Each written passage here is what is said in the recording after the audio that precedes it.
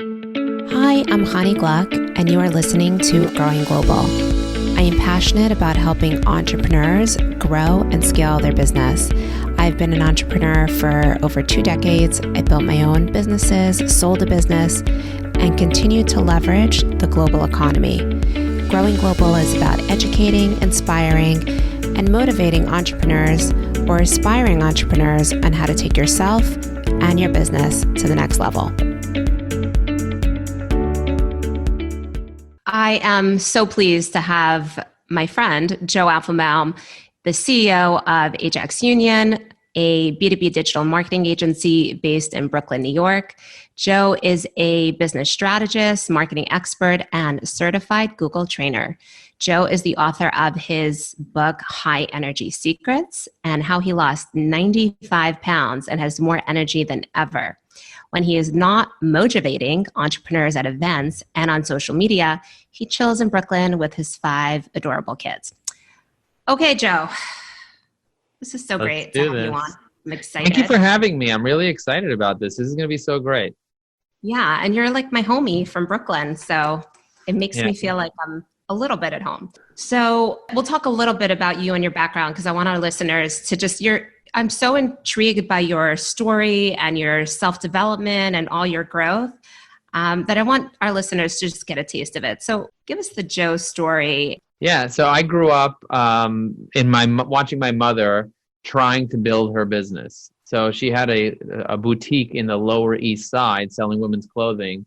And as a teenager, what would I do after school or on Sundays or whatever it is? I would go to her store and just kind of watch her and my father interact and try to make money, try to make a living. And like most business owners, her goal was to become financially independent, try to make it. But she never quite hit that $1 million mark. Like 96% of business owners, she was trying. And within 10 years, she was out of business. And I always thought to myself, because I asked her and she told me this, she's like, you have to be lucky to be successful. And I always thought to myself, I was pretty lucky that I have a mother and a father that loves me. And I felt like, skills come easy to me. So I knew that I would be successful, but I didn't know that I would be able to be financially independent or really be able to make a massive impact. I always kind of had like that fear because I didn't really learn business. I was more of a technical guy, a geek, more like into computers, stuff like that. I never went to school to get formal education. It was more about self-education for me. So when I built my company and I grew it very, very quickly, within 18 months of me working there full time, we were on the Inc. 500, number 178, one of the fastest growing companies in the US. I looked back and I asked myself, I was like, how was I able to build one of the fastest growing companies in the US? And my mother and 96% of businesses couldn't figure it out. And so when I started asking her about her beliefs, because ultimately the results that we have in our life come from our beliefs, I realized that she believes that you have to be lucky. And if you're not lucky, it doesn't work. And I didn't really believe that. In my business, it was all about strategy. What's the plan? What's the actual step-by-step process, the plan that I need to take in order for me to go from point A to point B? And what are the things that I need to do in order for me to execute on that plan? And so for me, it was all about strategy. And there were many times that I was unlucky and there were many times that I was lucky, but I stuck to the strategy and I worked really, really hard. And I was able to achieve something that most businesses are not able to achieve. And so I put that strategy into place for different areas of my life when I became aware that I was 265 pounds, because believe it or not, I was gaining 10 pounds every single year after I got married. And when I got to 265 pounds, all of a sudden I realized, like, oh my God, I need to put a strategy in place for me to keep this off long term. And so first I quit smoking and I went through a whole process. But what the real change for me was really seeing that when you have the right strategy, it'll save you a decade. When you have the right strategy, you will be able to pass all the people that are doing things, spending a tremendous amount of energy, but not getting results, because energy without strategy is a total waste of time. And so understanding, you could save on calories and you can work out and all this stuff, but if your metabolism isn't right and you're not sleeping right and you're not drinking enough water and you don't have the stuff in place, it's not going to work. It's like in your business, you could add as much revenue as you want, but if you don't have a bottom line, if you don't have the right cash flow and you don't have the right culture, you're not going to be able to last very long. So I had to learn that and how to do that. So fortunately, I was able to learn how to build a business, how to take care of myself, like self-care, how to work on my emotions, how to work on myself. And then I realized that at some point I got complete with who I am as an individual. So once you get complete with who you are, then my mission is to go make a difference for other people because I'm fine. I'm okay. Of course, I have my issues and my problems and my challenges, and we all have that. But for me, I look at them as opportunities now, and I did the work. People say, Joe, how are you dealing with all the impact of coronavirus and everything that's going on right now in the world with the pandemic? I said, I've been preparing for this for the past decade. For the past 10 years, I've been developing myself and reading self-help books and going to Tony Robbins and Landmark and this and that, an entrepreneurs organization, and a member of Vistage, and like all these Inc. 500 business owners councils, and rubbing elbows with all the people, watching the videos, taking the courses, hiring the coaches. And what I realized is that I need awareness, right? You need to have awareness, otherwise you don't have much. You don't even know what you don't know. And then you need the right strategy, and then you also need accountability. So when you put those three things into place, all of a sudden you're like, oh my gosh, wow, I can achieve anything. There is no goal that is too big, only a timeline that is too small. So you can achieve anything that you want. If you look out 10 years, the problem is when I was a young entrepreneur, I wanted to get rich quick. I wanted to lose weight fast and keep it off forever, but it doesn't work that way. People overestimate what they could achieve in 1 year, and they underestimate what they could achieve in 10. So now I really think about the future. I used to laugh at people that said, 3 years from now, what are you going to be? I'm like, shut up. What if I'm wealthy in a month from now? That's what I would think. So I learned a lot about self-limiting beliefs. I learned a lot about failure. I learned a lot about work ethic. I learned a lot about focus. I learned a lot about overcoming fears. I had major fears I had to overcome. So that's me. That's part of my story. And I'm constantly growing. Really cool. Tell me the point. I know you went through this process, like the self-development process, and it happened slowly for you. First, it was the weight, and then it was other things, right? For someone that has not traveled this path that you have, what advice would you give to someone that's just starting their path of personal development?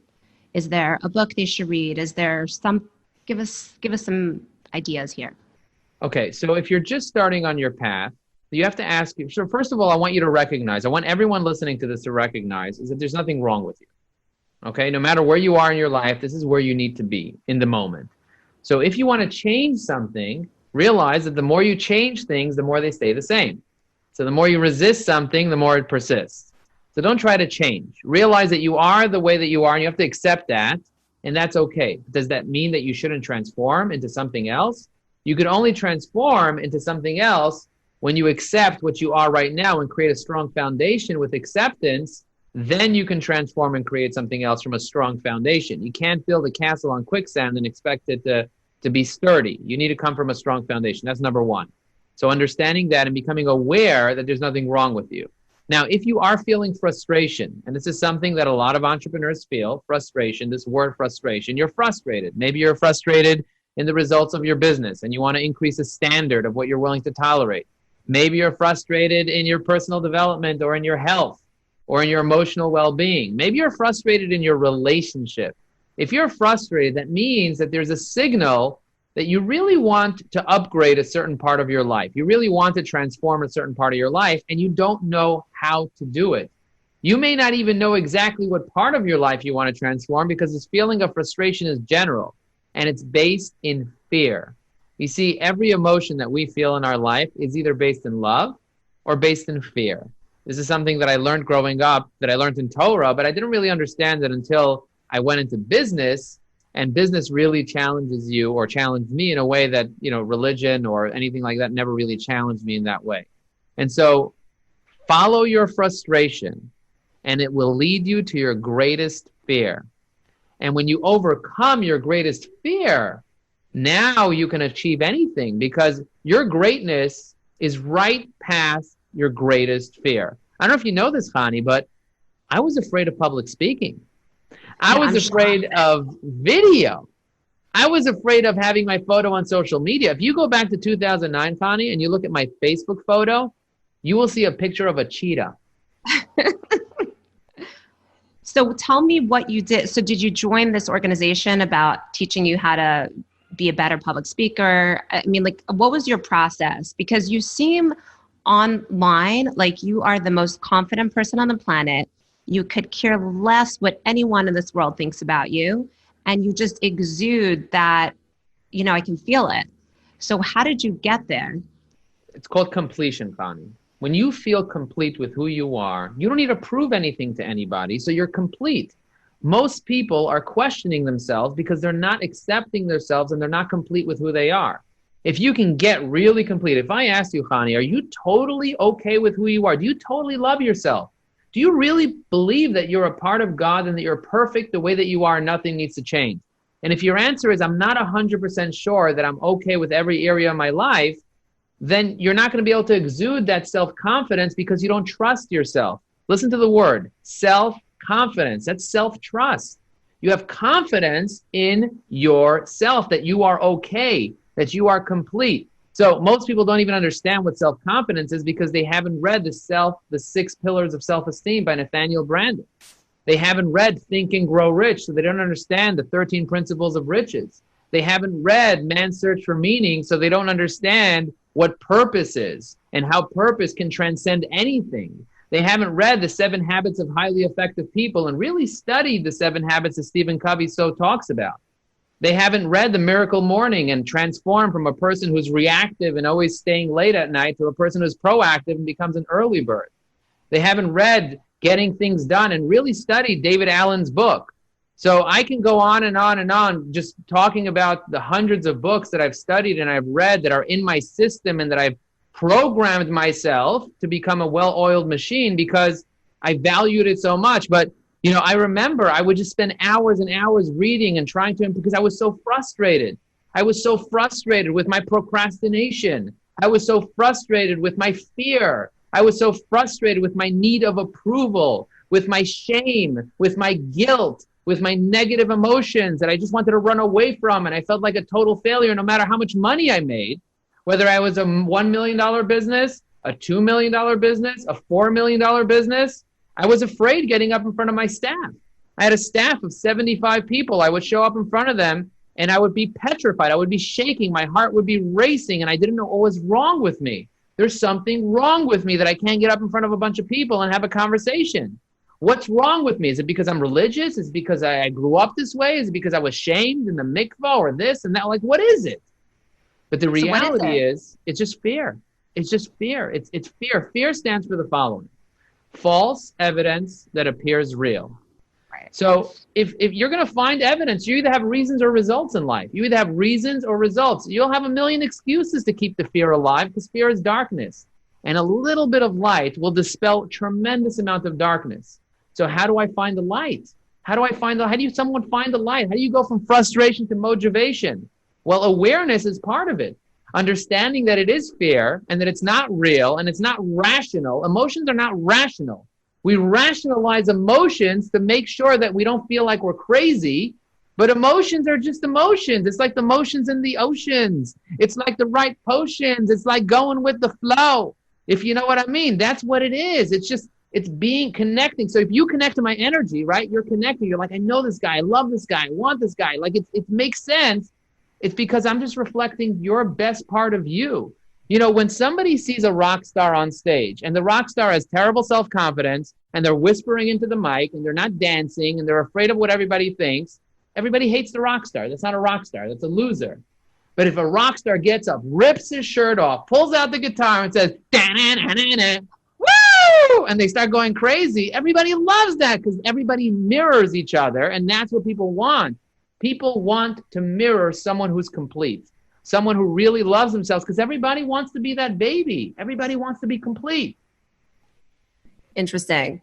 Okay, so I guess I'm going to speak for the women out there because I know as a guy, it's like easy to like exude all this super high energy and like uber confidence and all that. I just spoke at JWE and we talked about this topic a lot was, you do need to do that and kind of change the way you were raised to be just out there.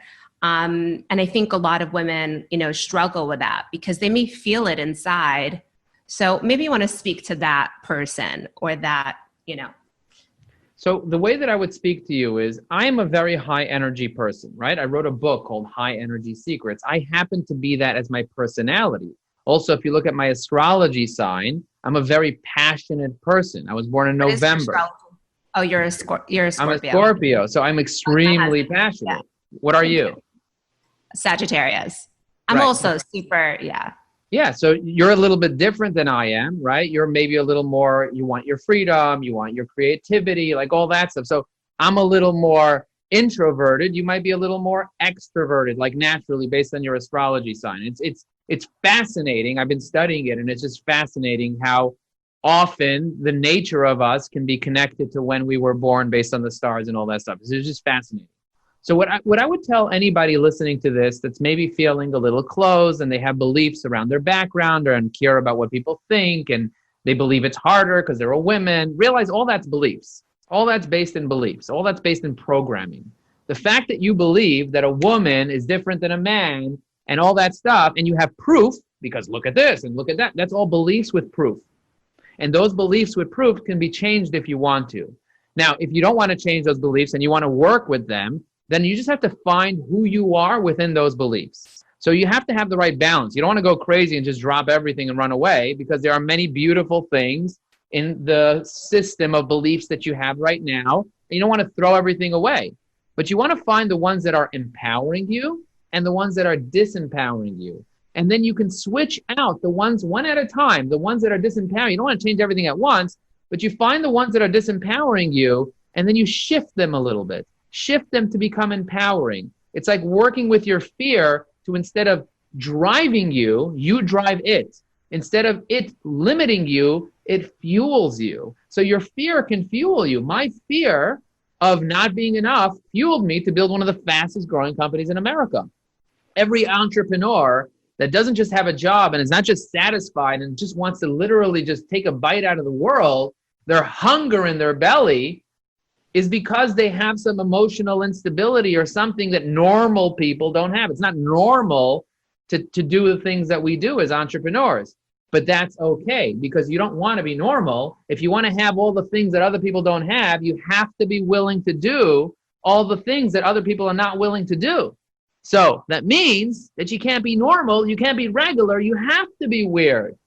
You have to be weird. If you're like everybody else, then you're like, it doesn't make any sense. You'll never feel you. So success is very personal, very, very personal. And success is something that you can replicate. You can find somebody else that has a success that you want and you can replicate it, but you won't feel fulfilled until you find the art of fulfillment in your own heart.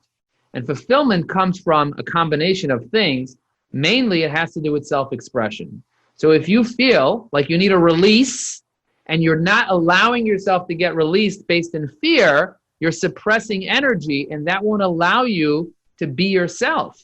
See, when you're with your best friend, you can release, you can have a release, and you can express yourself, and you can say anything, and you're forgiven, and it's just beautiful.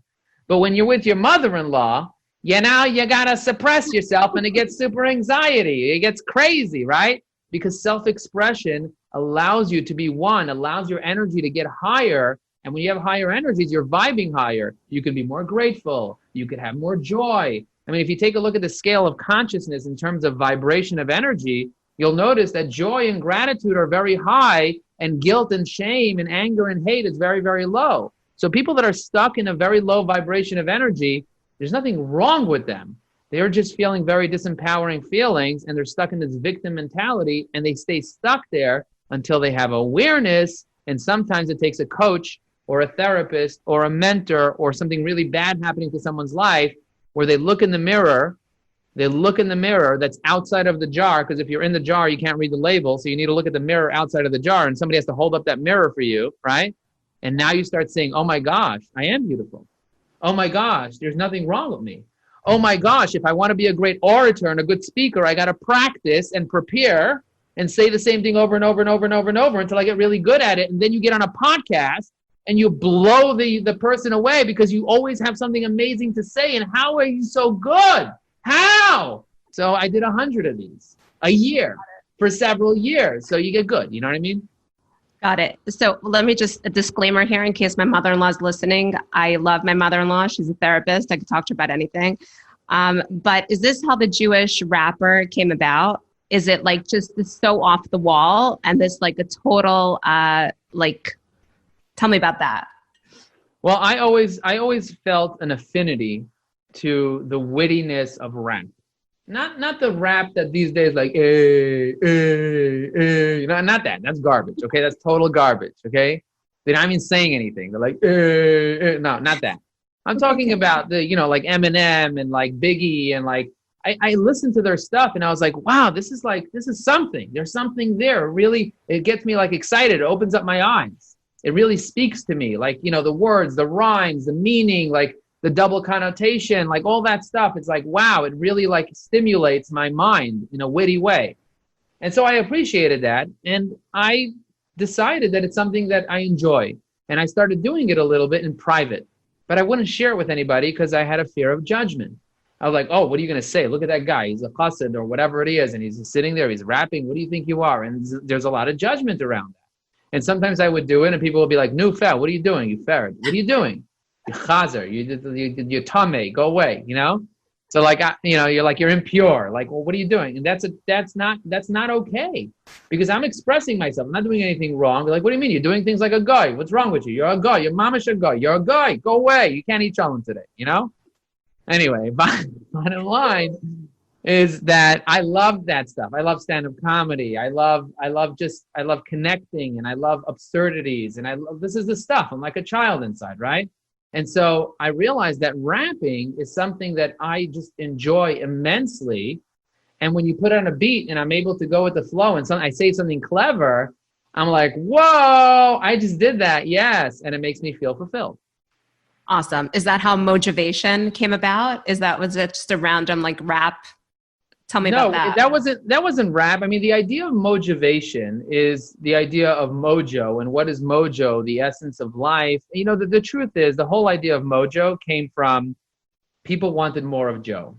And I said, if you want more of Joe, it's got to be mojo. So you want mojo, and it's kind of like, like that. And then I said, but you want inspiration, right? Or you want perspiration or whatever you want. I can give you some Asian. So I decided Mojovational was a good word and I just started using it. It stuck. People loved it. And then, I used to walk down the street and do these street talks. I haven't done them in a while, but I've done hundreds of them, probably 500 street talks, where I would spend 1 minute just ranting at the thing with a point. And then at the end, I said, if you do that, you will get motivated. And I would yell in the middle of the street like that. And then I would just keep walking. And it's New York City. Nobody gives a damn. But people on social media were like, how is he doing that? That is incredible. Incredible. And it felt so good to just like yell and express that. And, it just stuck. And people were like, yes. Now I just say boom. Now I'm like, boom, boom, boom. Give me a boom. Can I get a boom? Boom. That's it. And that's become your signature thing now. It's definitely like a signature. Okay, so we talked about awareness, right? And then strategize. So I know you're very into strategy. It's like a big thing with you. I'm sure you've read a bunch of books on strategy. Does this come naturally to you? Did you teach yourself how to strategize? Talk to me about that. So there's something called Strength Finder. I don't know if you ever heard of Strength Finder 2.0, the Gallup Center. Yeah. Okay, good. So it's required for all of our employees to do the Strength Finder. Anyone that I've ever coached, they have to do Strength Finder right away because I need to figure out what their natural strengths are. Now, there's not really natural. Nothing is natural. Everybody's born with the ability to have any one of the 34 human strengths. But in order for us to survive, we end up having certain strengths. And strengths have opposites, right? So if you're really, really good at starting like an activator, you're really probably terrible at finishing. So you need a good admin or you need a good support person or whatever. A lot of entrepreneurs that I know, like me, are activators. We like starting things. We're not really good at finishing. But I'm also strategic. It's one of my top 5 strengths. I never knew I was strategic. I never put language around that. But once I put language around that, I started realizing that I am very, very strategic. And I needed to be strategic in order for me to survive in life, in school, or as a business owner, whatever it is. So I became really good at that. And once I put language around that several years ago, and I started working with a coach, he's like, you're really, really good at strategy. And the more I realized that I'm good at it, the more I would do it. Because I used to not do strategy in my business. I would do more like outreach and other stuff. And now I really started being more strategic. And the more you do something, the better you get at it. So now I do a lot of strategy, whether it's strategy playing video games with my son. We play Fortnite together. or some other strategy games that we play, or chess, or like there's like a solitaire chess game that we play together to sharpen our minds. Or just coming up with strategies for content, or strategies for clients, or strategies, marketing strategies, business strategies, health strategies. I'm always coming up with strategies. I'm an ideator too. So I love coming up with ideas and brainstorming with people. So for me, a strategy essentially is just a plan. If you have an objective, you have a goal, you want to achieve something, what are the ways to get to that goal? So I come up with lots of different ways to get there. And then marketing is about testing. So I test out which one will get us there the cheapest, the fastest, the most efficient, and the best way for everybody. And that's the route we end up taking, and we get to our goal, and then we celebrate, which is part of the whole thing. So I wasn't always aware of my ability to be strategic until it was pointed out to me through an aptitude test, and I realized how much I really enjoy it. And then I realized, I looked back and I was like, oh, wow, I always did those things. I just never doubled down on my strengths, because I would always try to fix my weaknesses. I'd always try to be a finisher. I'm not a finisher. I hire people to help me finish. I'm really, really great at starting, but if I didn't have an admin, and if I didn't have an integrator, and if I didn't have an operator, and if I didn't have the people, the support people that I have in my life, I wouldn't function. If I didn't have someone supporting me with my children, I wouldn't function. Can I cook? Yes, I can cook. I cook on Instagram. You should check out my Instagram. I love cooking. I'm going to be cooking this Shabbos. It's going to be great. I'm going to make chicken soup. I'm going to make fried gefilte fish. I'm going to make tons of salads. I'm going to make tons of stuff.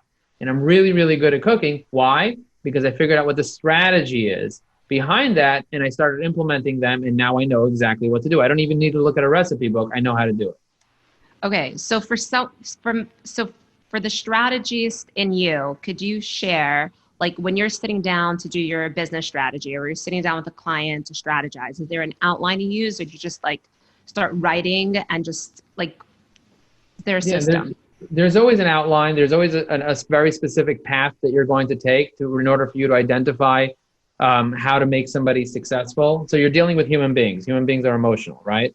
So, there's always that component. So when we teach, for example, we have a LinkedIn course, right? Our LinkedIn course teaches you how to create a LinkedIn strategy. We have workshops that we do for companies, and we do strategies before we do marketing funnels. We build a strategy. So step number one is understanding what the plan is. What is the end? As David Allen talks about, it's like, what does done look like? So in your business, what's your goal? So your goal could be a revenue goal. Your goal could be how many clients you want at what price. Your goal could be by when you want to achieve all that. You have a lot of elements to your goal. What's the average revenue per user? What's your cost per acquisition? What's your lifetime value? So I would ask you a lot of questions around that. And once I figure out what your goal is, right? And it could also be lifestyle goals, these lifestyle goals. So figuring out what your goals are. And a lot of times people are not aware. I ask most business owners, I've trained over 10,000 business owners on behalf of Google as a certified Google trainer. And the first question I say, how much money do you want to make? What's the most popular answer I get? What do you think? As much as I can. As much as possible, right? As much as I can. And why do you think that is? Because people don't have clear set goals of what they want. Right, because they don't want to limit themselves, because they're basing their goal based on fear and not based on love. So if you base your goal based on fear, you're always going to get stuck, because you're always going to be afraid you're not going to get there, and that's what you're going to attract in your life. I don't know if you've read The Secret or watched it on Netflix. Yes, it's something that I watch on replay on Netflix. It's so powerful. And so watching, if there's one piece of advice, if you're going to watch something on Netflix, watch The Secret. Don't watch Tiger King. That's a waste of time, unless you want to see what not to do. If you want to see what not to do, watch Tiger King. I love Masterclass right now. I'm loving Masterclass. But let's talk about, I heard you reference EOS. Are you using EOS in your company?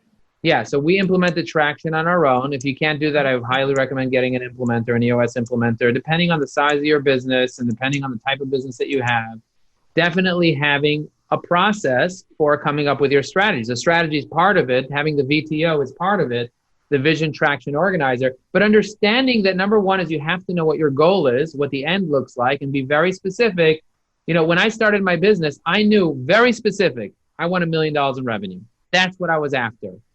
I got there within 18 months. We were from when we started. I wasn't even working there full time. We were already on pace for that, because I knew exactly how many people, how much the average was, what it would cost me, how many sales reps. How many people, the whole strategy, you can write the strategy in the back of a napkin. If you can't write it in the back of a napkin, it's too complicated.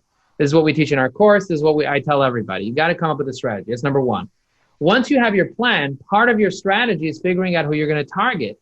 Who is your target market? Now, picking a target market, again, one of the most difficult things people can do in their business, because if I said, hey, who do you want as a client? You're going to say, I want business owners. I want decision makers. I get irky when people say, I want to speak to a decision maker. I start like it's the food. Vomiting in your mouth. Yeah. Exactly. It starts coming up. And I'm like, what do you, like, there's no way you're going to succeed if you're out there at a networking event looking for decision makers, because you can't even decide on a target market. What are you going to find? What's a decision maker? A tree? You can start talking to the tree. You can start, like, have some mushrooms. You can talk to a tree all day and all night, but you're not going to be successful doing that.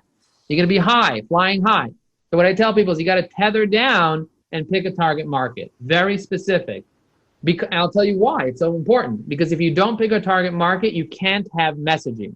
Messaging only applies to a specific target market. If you have a furniture store and you have the same language to the types of people that like IKEA and the types of people that like that Bubby's furniture store in Borough Park, it's not going to work. The Bubby's furniture store in Borough Park, you buy that stuff, it lasts for the next 45 generations. You go to IKEA, by the time you build it, my wife's like, build it outside, so by the time you build it, the garbage truck can take it because it'll be broken by then.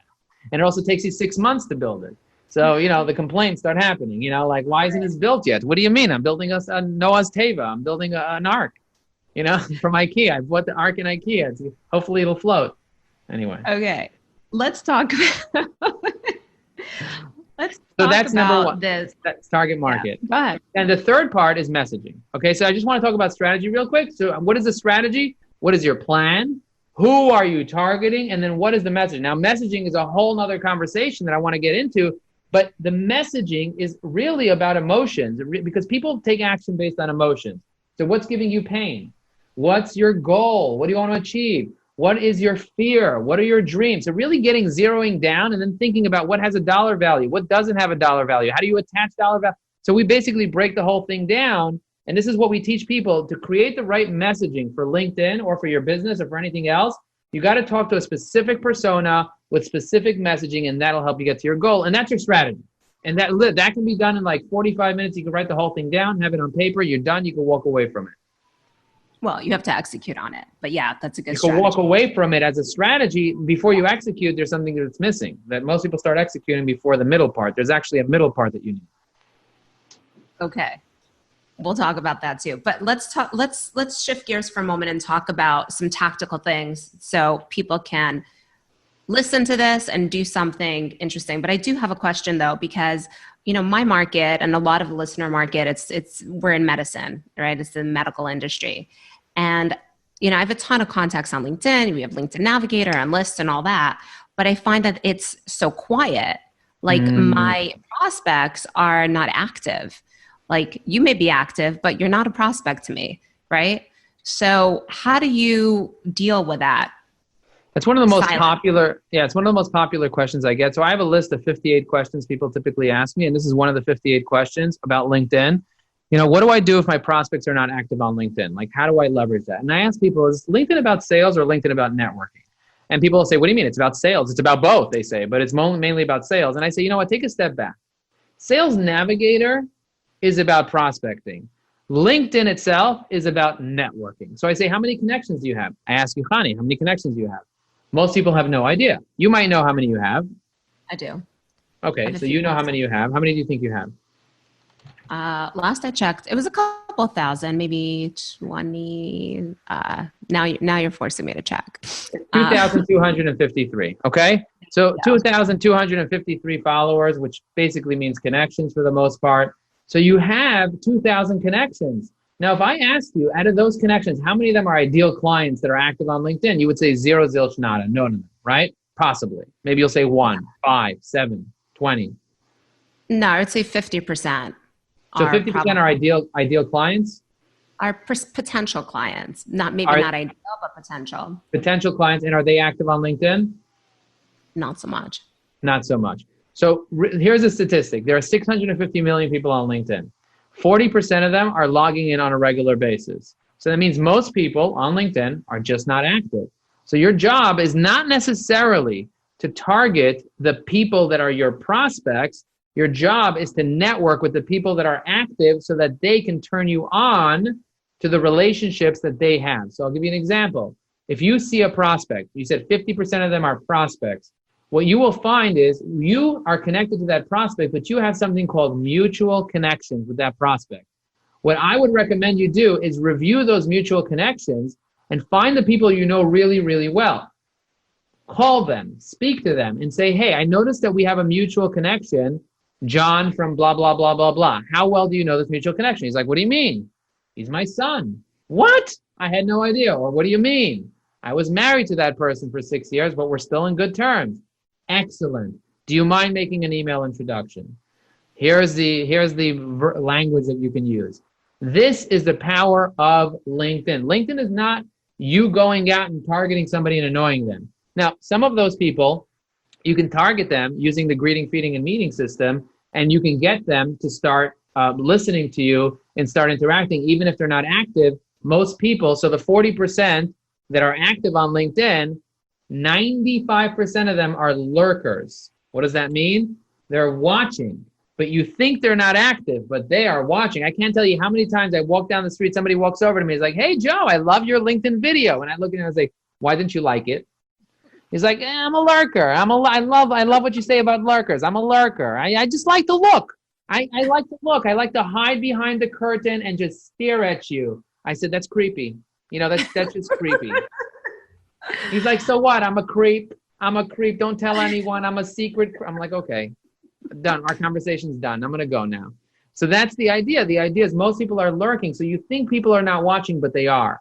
So if you're consistently posting on LinkedIn and doing it the right way, with the right strategy, because most people are doing it the wrong way, but if you do it the right way, that is in line with the algorithmic way of getting in front of people, which is something we teach, then what you're going to do is you're going to get a lot of exposure. Then if you engage with those people, you build trust, you got exposure, trust, and then if you do outreach by direct messaging them using our method called the greeting, feeding, and meeting method, you're actually going to get them on the phone more times than you would think. Even if you think they're not active, I can't tell you how many times I closed the deal, and this is hundreds of thousands of dollars in new revenue directly from LinkedIn because I don't have the self-limiting belief that a lurker doesn't have value. My lurkers is where I make the most money. The people that are active, they talk too much.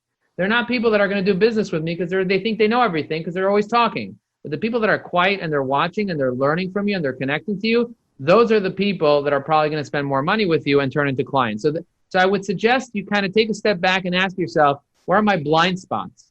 Often our blind spots are completely blinding us and we're like, oh my gosh, these people are not active. Da, da, da, da. That's not the whole point. The whole point of LinkedIn is to build meaningful relationships with the people that you know well, right? So export your 2,000 connections, recognize, strategize, prioritize. I have a whole process and a spreadsheet and a dashboard that we work off.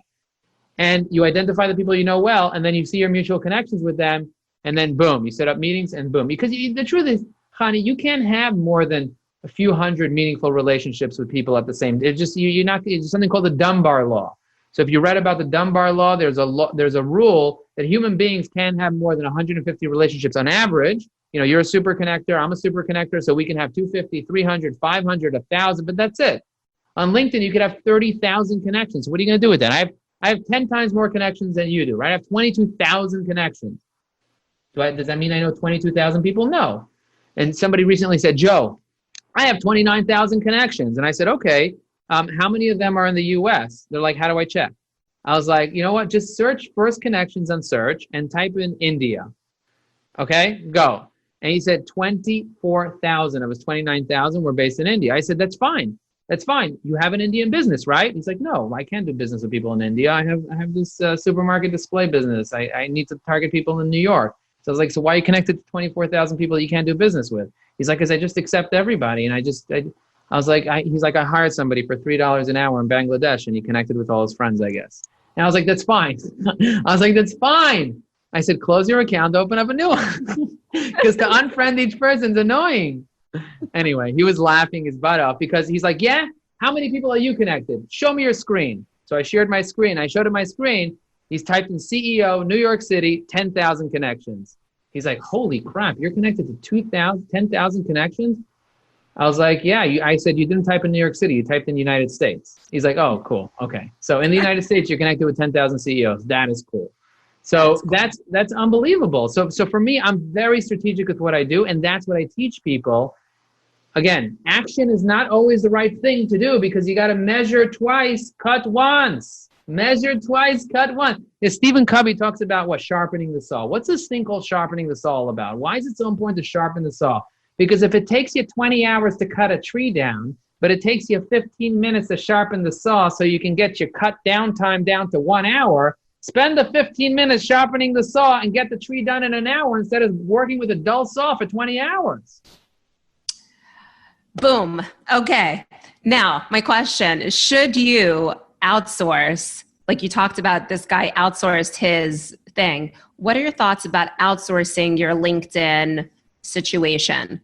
Some people outsource the connection part. Some people, I want to hear your thoughts about that. Yeah, there are certain things you can outsource and there are certain things you cannot outsource. And it depends on your personality and depends on your level of quality that you want and what you want to achieve and what your plan is, right? So in your case, your specific case, you might say, you know what, Joe, I want to add another 5,000 connections on LinkedIn. So you might want to outsource that, right? You might want to outsource somebody doing data entry work for you, especially if you have the checklist that we provide inside our course. We give you things that you can have a virtual admin do for you, like track your posts and enter people's email addresses into your CRM and put in notes and maybe even send out direct messages to small groups of people. Those are things that you can outsource. But then there are things that you cannot outsource. For example, having a conversation with somebody, getting on the phone with somebody, building a relationship, writing original content in your own voice is going to be very hard to outsource if you really want it to be in your voice. You can't outsource having somebody else do a video of themselves on your profile. When it's your profile, you got to do a video of yourself, do your video. So there are certain things you can outsource.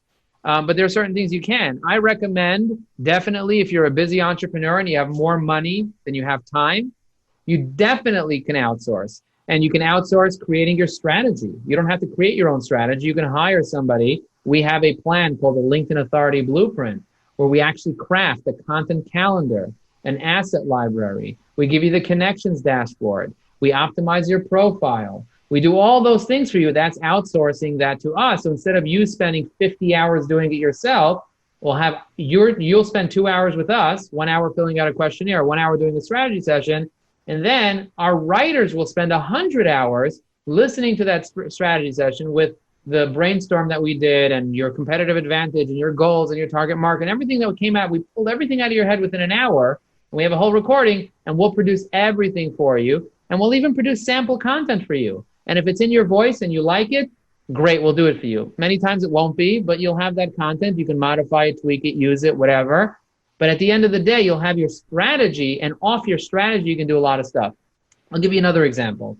You can outsource somebody doing research and finding people's email addresses for you that you're not even connected to yet, so that you can build a list and use the Gmail hack mass connecting where you can connect to 2,500 people with a click of a button. Whoa. Tell me about that. Yeah, so there's a way. So for example, I wanted to connect to the 5,000 CEOs on the Inc. 5000 each year. So I would have somebody build the list for me, and then I would put it into we have like a process, a spreadsheet, a process, and we have a hack where you connect that using technology to LinkedIn, and LinkedIn allows you to automatically just send out 2,500 connection requests at one time. And that saves a lot of time. Yeah. That is beautiful. But you're doing it to a targeted list of people. I'm not saying you just send that to anybody. I have email addresses of 350,000 LinkedIn people. And I'll tell you on a different podcast how I got that. And these are the connections of my connections. And it's just a very beautiful thing to be able to have access like that, because I can take an account and fill it with tens of thousands of ideal people very quickly, because I have these hacks and these ways of doing things quickly. And none of these are black hat tools. These are all white hat. You're doing the things that LinkedIn recommends according to the terms and conditions. If you said, Joe, should I automate LinkedIn? One of the 58 questions I typically get. Should I use bots? I say, if you want to risk your account, use it. It's risky. I'm not saying it isn't smart. Some people can use it on a fake account or on a new account or an account you don't care about, a throwaway account. But it's risky. So I don't do it myself, and I don't do it for my clients, and I don't teach that. Although I know how to use it, and I have done it before LinkedIn cracked down on it, and they warned me and they begged me not to do it, and I stopped doing it, and I'm done, I'm clean. But there are many things that you can still use with bots to automate different things that don't go against the terms and conditions on LinkedIn. So there's a lot of fun things you can do. Template, you can use plugins for Chrome to automate templates. There's lots of different things that we teach that you can do.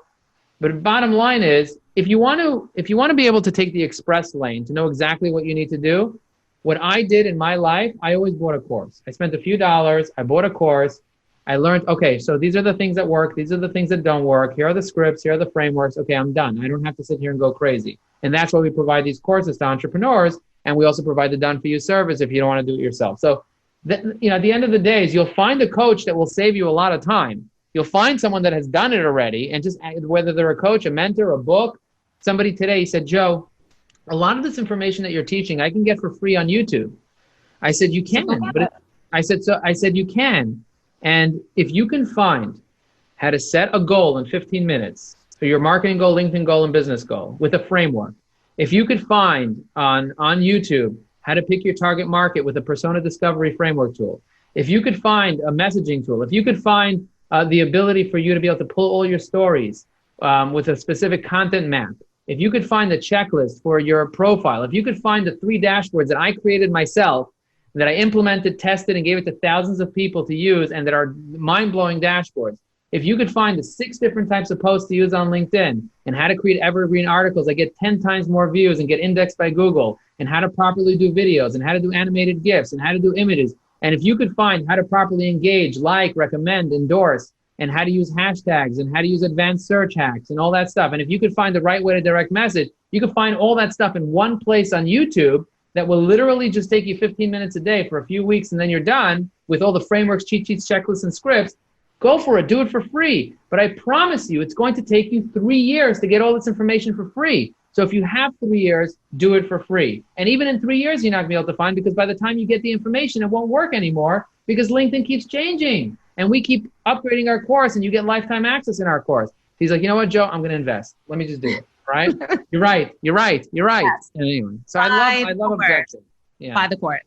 Okay, so are you concerned at all? There's this LinkedIn hype, and it's doing really well right now for B2B business. Do you have any concerns about it going away, or what's the next thing, or do you think it's going to be here for a while? Tell me your thoughts about the future of LinkedIn. What's the difference between Microsoft Teams and Slack?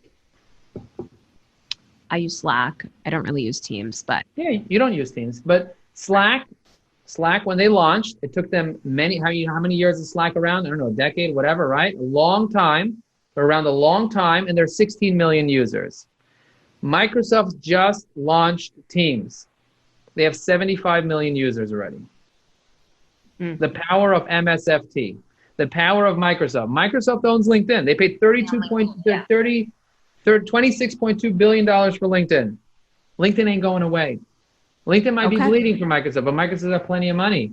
Microsoft will make sure that LinkedIn is successful. Microsoft's goal, stated publicly, they want to get to 3 billion users. They're up to 690 million right now. They want to get to 3 billion users. They are the #1 professional social network in the world. Things are getting better with LinkedIn, not worse. So if you're in now, you can capitalize it. It's going to get better. Now, can I be wrong? Will Facebook suddenly go professional? Possibly, but Facebook is not even making a tenth of what it could be making off the B2C world and the billions of people it has. It has no reason to go professional, because it still has so much more to do. They're not Amazon. They're not going to try to do everything for everybody all the time, right? Facebook is not Amazon. Facebook knows what it wants, and Google is focused on search. Google's not going to start they tried with Google Plus and they failed. So LinkedIn has a niche, and is established, and it's powerful, and it has a reputation, and 100% of Fortune 500 companies are using it, and 80% of B2B leads come from LinkedIn. LinkedIn's here to stay, and it's only going to get stronger. And if you learn how to use it now, you'll leverage it before it becomes like Facebook, where it's very hard to get attention without paying. So I have a love-hate relationship with LinkedIn. I mean, I love the ability it gives me to find talent, to find leads, and to engage with people. But as a business owner, I am spammed so much. And, I wish more people listen to your approach, because I hate that initial sell and a first touch point. And then they have my email address. And then I'm just annoyed that you're in my inbox. So, I think a lot of business owners will, have that same, But talk to us about doing this LinkedIn relationship the right way. If I'm not currently active on LinkedIn, I know you recommend posting every day and either video, text, or something, right? Or image. But tell me if I baseline, I'm doing nothing. I'm a lurker right now. What should I do to get this started? So if you're a lurker right now and you're not doing anything and you're afraid of getting pitched, don't go to a networking event. Don't show up on LinkedIn because you're going to get pitched at a network. There's always that guy with bad breath that shoves his business card in his. There's always that life insurance guy that will shove a business card in your face, be like, "You want to buy life insurance? You're going to die one day. Buy life, and here you go. Here's my card. Call me tomorrow. Call me tomorrow. You're going to call me tomorrow." Like, what are you doing? Go away. I'm trying to have a conversation here. I need a drink. Someone get me a drink, right? There's always a risk that that person's going to walk over to you and you're going to be like, how do I get away from this person? That's what happens at networking events. That's what happens on LinkedIn. It's just part of the situation. That's why there's a block button. I block people all the time that are super salesy, super annoying. You know, sometimes I'll get a message and then I'll wait. I'll get another message and then I'll wait. And then I'll get another message with more sales, more, hey, well, join my webinar. Join me. You know what I reply? I say, what's your favorite color? See what happens. See what happens. Your mother's on the other line. I don't know. I'll just say some random thing, and all of a sudden the person will be like, sends me another sales message. I realize it's a bot. So I just basically block, delete, and move on. So, okay. Or I start a conversation with them, and they're like, yellow. I was like, yellow? Why would you like yellow? What's wrong with you? And then we have a whole conversation, and it turns into like a whole relationship. And before you know it, they're buying my course to learn exactly what they should be doing. So there's a method to the madness, and you could deal with it. But if you're just a complete lurker, realize that you don't have a strategy. You don't have a content calendar. You don't have an asset library. You don't have your stories organized. You don't have your messaging. You haven't picked your target market. So you have to write down a plan, a strategy. Then you got to create your library. You got to start producing content in a library. So a library could just be a Google Photos album where you have a bunch of photos that you're going to be using for the next 6 weeks. It could be an album of YouTube videos or whatever it is, or videos. It could be like a batch of posts or articles that you saved on a spreadsheet. It doesn't have to be rocket science, but at least have something. And then once you have that foundation, then you can start taking action. And I'll tell you the 3 most important things to do if you're a lurker. But go, you had a question. So when you're saying you're planning, because I do my content calendar too, and we do an article every week, and we'll do like different things throughout the week. When you do your videos, are you doing them way in advance and you have a whole month's worth of material? Or, because it seems like you're doing it on the fly, but is there a thought to it? Is there a...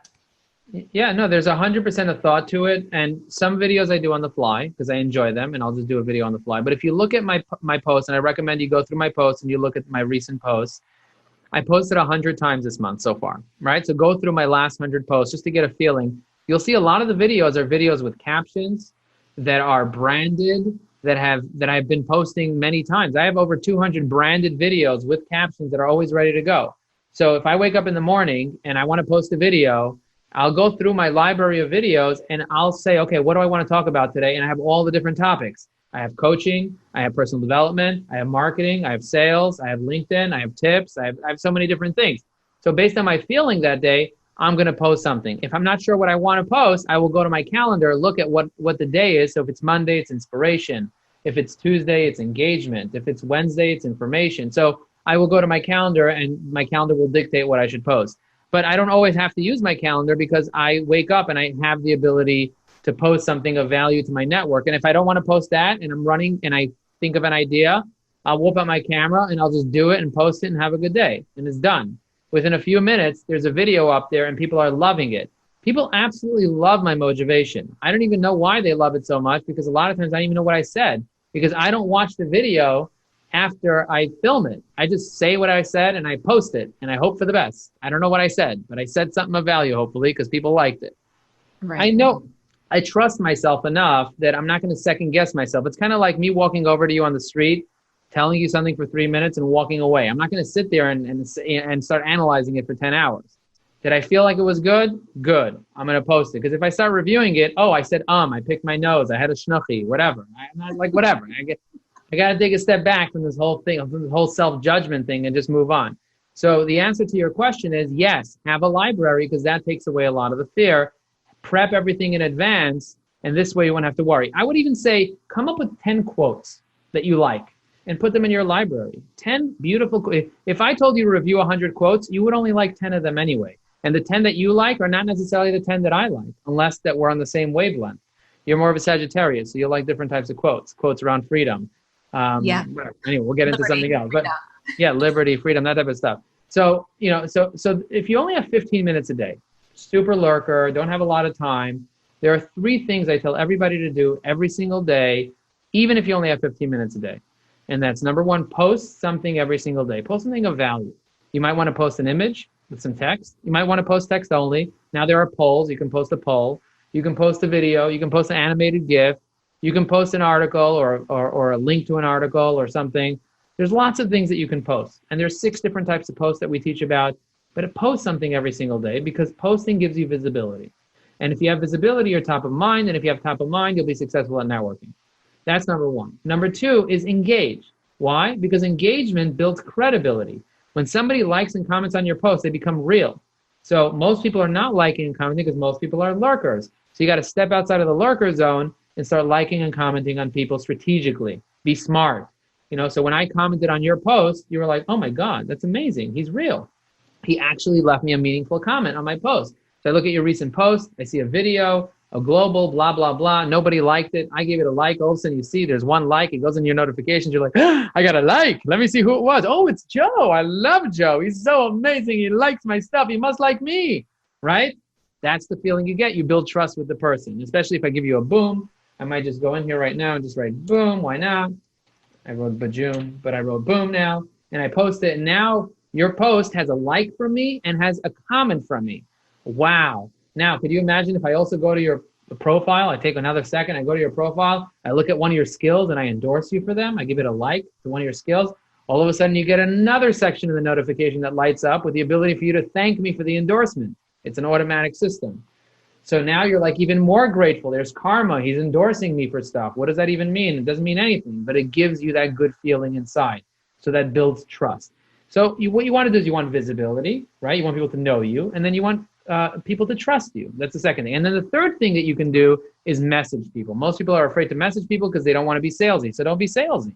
Oh, so what should I do if I'm not selling? What do you mean? Be a human. Be a human. Be greeting, feeding, and meeting. What does greeting mean? Tell people, thank you for connecting with me on LinkedIn. Tell people happy birthday. Even if it's not their birthday, try it. See what happens. See what happens. Seriously. If you go to somebody, you have no idea when their birthday is, and you wish them happy birthday, they will say they will do one of 2 things. Either they'll ignore you, right? Because they didn't even see it, or they'll see it when it actually is their birthday and they'll appreciate it because they have no idea when you sent it. Or they'll say, it's not my birthday. What are you doing? And they're like, oh, when is your birthday? I thought it was your birthday today. It's not your birthday. You sure it's not your birthday? And then you have a whole conversation with them, right? You can literally wish anybody a happy birthday and say, isn't it your birthday? I thought it was your birthday. And then boom, you have a conversation. Beautiful. It's a great way to start you know what? I invite people to events that don't exist. That's the truth. Because you can, most people will say no. If somebody comes over to you right now, says, Khani, it's 6:45, right? Do you want to come with me at 7? I have an event in Brooklyn. Can you make it? Sure. I'll be on the next plane out. I'll be on the next plane out. It doesn't take 15 minutes. There's no way you're going to make it, right? Even if it was in Arizona, even if it was around the corner from your house, there's no way you're going to make an event at 7 o'clock when you're still on the podcast with me at 6:45. No way.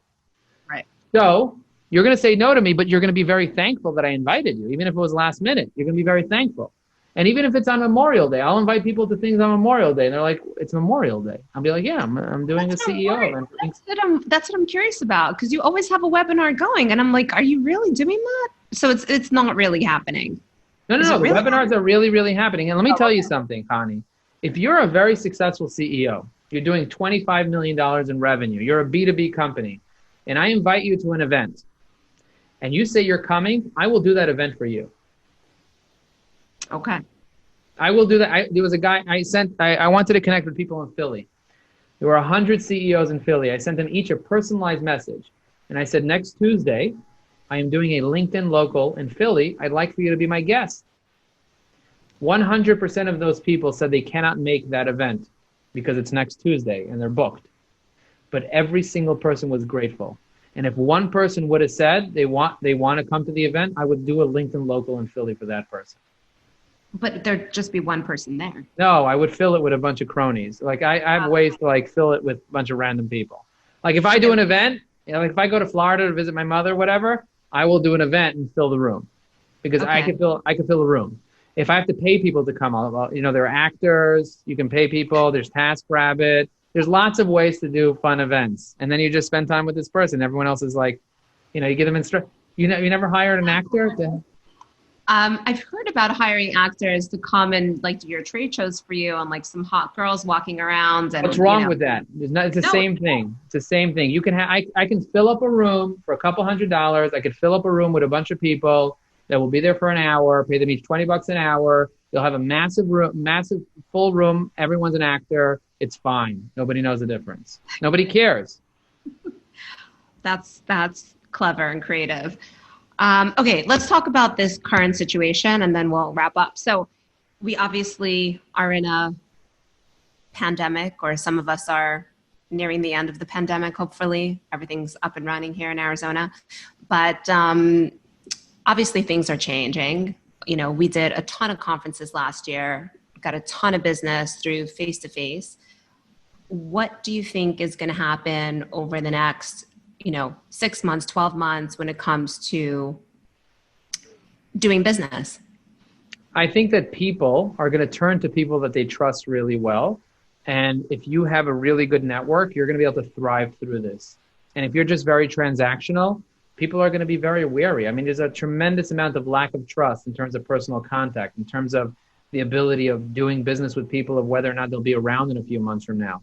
So there's more trust now than ever before. So it's so important for you to build your personal brand, start building your network, start building trust, because trust is what's going to get. I mean, I'm closing deals now. And the reason I'm closing deals in the middle of a pandemic when most businesses are closed is because I get referrals from people that know me, like me, and trust me, because I'm posting, engaging, and messaging. It's coming from LinkedIn. It's coming from EO. It's coming from Vistage. It's coming from YPO. It's coming from EANYC. It's coming from all over the place. I can't even tell you where it's even coming from. But these are trusted relationships that I'm top of mind with. No one's going to refer business to you if you're not top of mind with it, because they'll forget that you exist. Just because you're hoarding connections, it doesn't mean that they're hoarding connections, that anyone's going to know that you exist. You have to be marketing yourself. Arnold Schwarzenegger, this is what he said. He said, one of my rules for life is work hard. You have to work hard, but advertise. Work hard and advertise your hard work. Advertise. That's what he said. So bottom line is, you can't just work hard. You also have to advertise, which means you got to get out there. Got it. So get out there on social, because you're not going to get out there on conferences.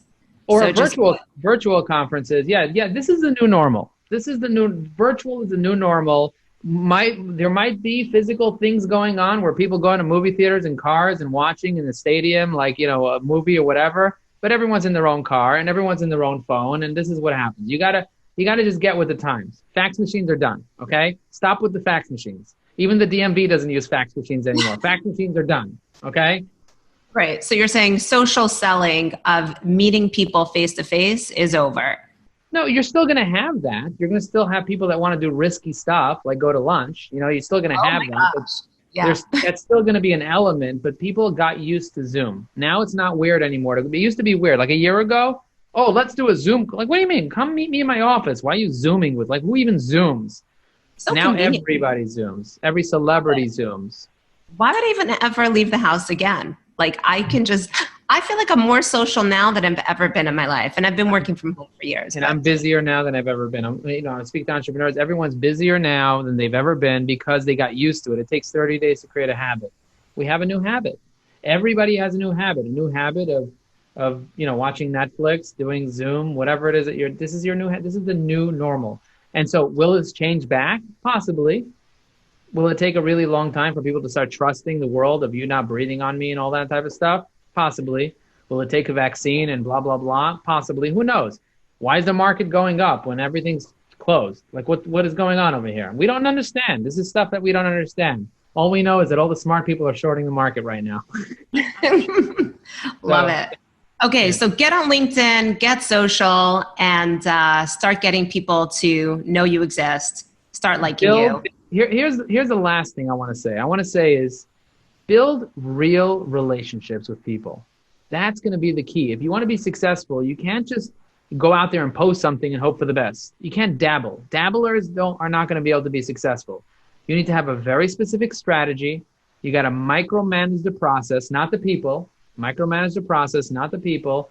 Have a strategy, have your assets in place, and then execute consistently over time, and you're going to see results.